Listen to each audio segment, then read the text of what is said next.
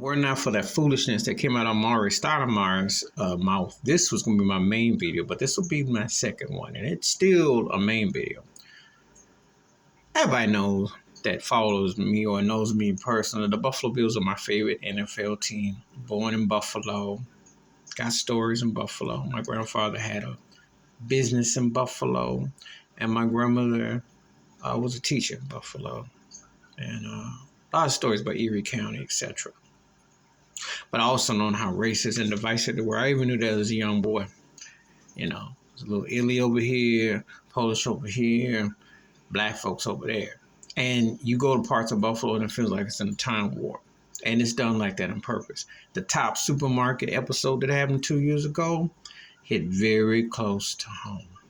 You know, I got many below stories. And I bring all this up because in a former NFL player, and one of the cats that I definitely check out when he talks and when he got to say, Marshawn Lynch, talked about his time in Buffalo because he was drafted by the Buffalo Bills.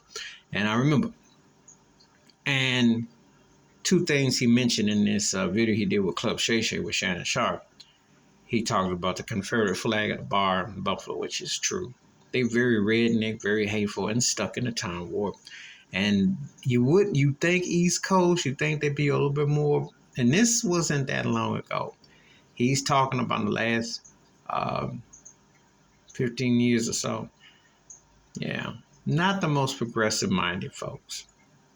And then he talked about the whole BPD, the Buffalo Police Department, how they would profile him left and right, in and out the stadium, wherever he went. His dreads scared him. They had a way of always letting him know that they were watching. You know, an interesting thing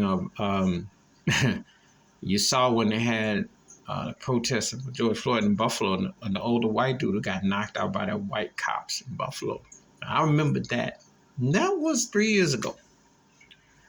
You know, not the most progressive place. One of the 10 most segregated cities in the United States. And Buffalo wears their racism alive and well. They do. You know. There's a lot of stuff that they, in spite of having, you know, not the biggest African-American population, but enough where it's visible, they have some backwards mindsets there. And unfortunately, when that white boy targeted a top store from his pusher online to target it in a black neighborhood, that's what transpired. And why it transpired? Because it's a divide. People know how divided. If you're from that part of the country, you've been to that part of the country, and you go there, you know this. Marshawn Lynch was very hurt, obviously, you could tell. And that's why he demanded to be traded. He comes from California, from Oaktown, Panthers. And there is black pride in Buffalo. Don't get it twisted. They definitely have strong black folks there, and people came from the South, migrated, lived there. However, they have a good old boy system that's alive and well. And they have definitely planted seeds and roots there. And so, young brother seeing what it was like at the time, Marshawn, you know, got a real good taste of it up close and personal. And it's real. It's real.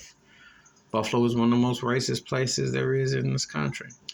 And, you know, again, people assume the North and the East is so progressive and all that. They selective when they want to be. However, the Jim Crowism is alive and well. And I have to call it what it is. It is, you know, you get them in Buffalo and you get to certain places. It's a great area as far as visuals and certain things. However, the racist climate is very real. Please like, subscribe, with thoughts, comments, and I do respond. Thank you. Wash your hands. Keep your mind clear. Watch out for another. And share the video if you like it. I'm out. Peace.